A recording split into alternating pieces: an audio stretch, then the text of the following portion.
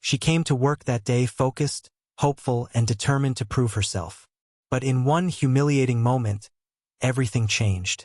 A cup of coffee, a room full of silence, and a line that should never have been crossed. What looked like a small act of cruelty quickly revealed something far deeper, about power, prejudice, and who people think they can humiliate without consequences. He believed he'd get away with it. He was wrong, because just hours later, the balance of power shifted in a way no one saw coming, and his career would never be the same again. She was still new enough to feel invisible, yet visible in all the ways that made the room heavier. As a black intern in a fast-paced corporate office, every morning felt like a quiet test she hadn't signed up for but had to pass anyway.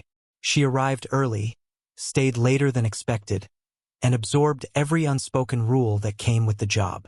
Her goal was simple: to learn, to grow, and to prove she deserved to be there.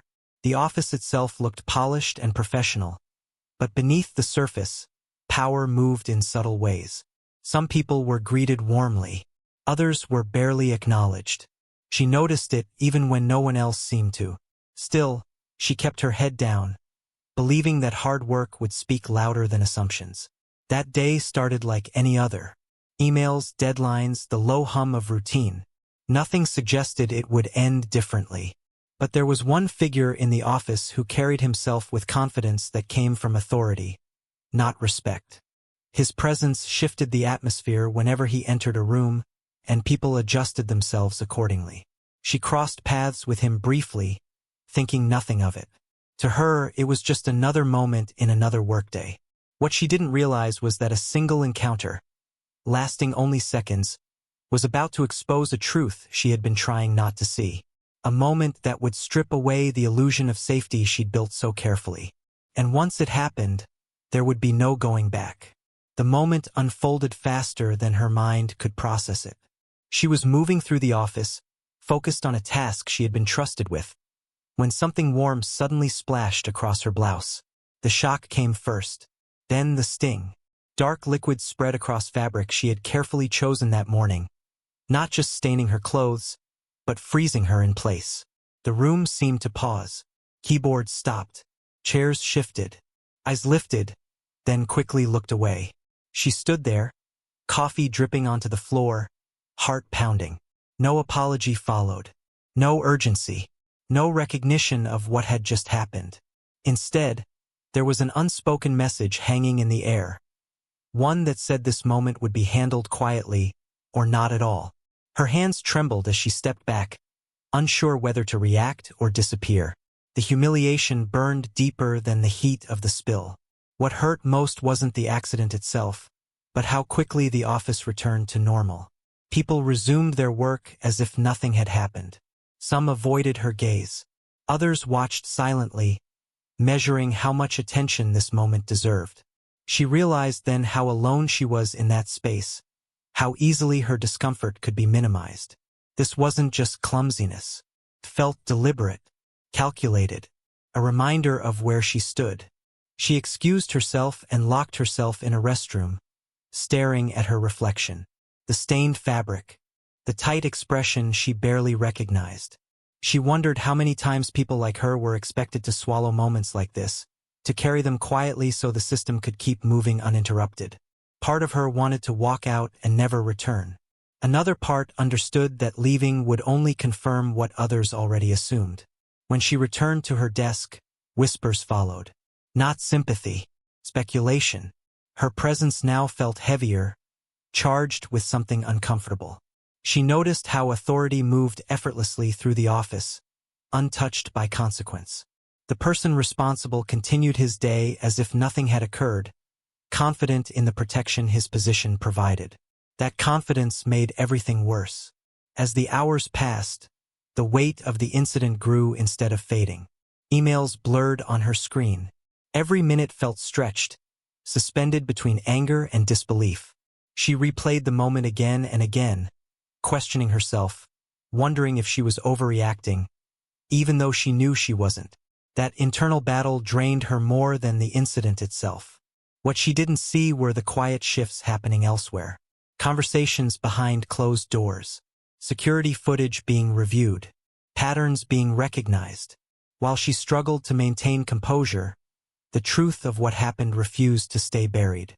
The office's polished surface had cracked, revealing something far uglier beneath. By the end of the day, tension clung to the air.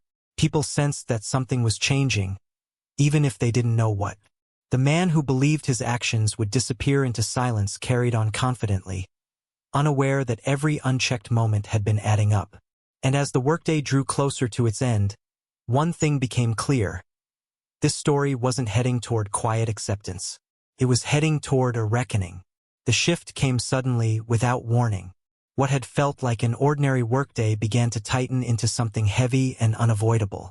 She was asked to step away from her desk, her heart racing as she followed the quiet direction given to her. Every step felt louder than the last. The office, once indifferent, now watched carefully, sensing that the silence protecting power was finally breaking. In a closed room away from curious eyes, the truth surfaced in pieces. Timestamps, security footage, witness accounts that no longer felt optional. The moment with the coffee was replayed not as an accident, but as what it truly was, a deliberate act rooted in entitlement and bias. The evidence stripped away every excuse that had once shielded him. For the first time that day, control slipped from his grasp. Meanwhile, she waited, unaware of how deeply the moment had escalated. Her thoughts raced through fear and doubt, bracing for disappointment. She had seen how stories like this usually ended. Quiet resolutions, unspoken warnings, careers stalled rather than defended. She prepared herself for the familiar outcome, believing she already knew how this would go. But this time it didn't. The realization hit the room like a wave. The incident wasn't isolated. It was part of a pattern. Complaints buried, behavior excused, authority misused again and again. What began as one act of humiliation exposed something much larger, something the company could no longer ignore without consequence. When the decision was made, it was swift, final, unavoidable. The man who had walked confidently through the office hours earlier was no longer protected by his title or reputation. The system he relied on had turned against him, forced to confront its own reflection. And in that moment, the power dynamic shattered. She was no longer the one standing alone with stained clothes and unanswered pain. The weight had shifted. Accountability had arrived. As word quietly spread through the office, disbelief followed, then relief. Because for once, justice didn't hesitate. But the true impact of that decision was still unfolding. And what it meant, for her, for the company, and for everyone watching, was only beginning to sink in. The office returned to its routine, but nothing felt the same. The incident didn't vanish with the end of the workday. It lingered in glances, in conversations that lowered their voices, in policies suddenly taken more seriously. For her, the relief came slowly. The humiliation no longer defined her presence, but the memory remained, reshaped now by something rare: accountability. She finished her internship stronger than when she started, not because the experience was easy, but because she refused to disappear inside it. What happened forced her to see the workplace clearly, not just the opportunities it promised, but the realities it often hid. She learned that silence protects systems, not people, and that speaking up, even when it feels impossible, can crack walls that seem permanent. The man who once believed himself untouchable faded quietly from the environment he had dominated.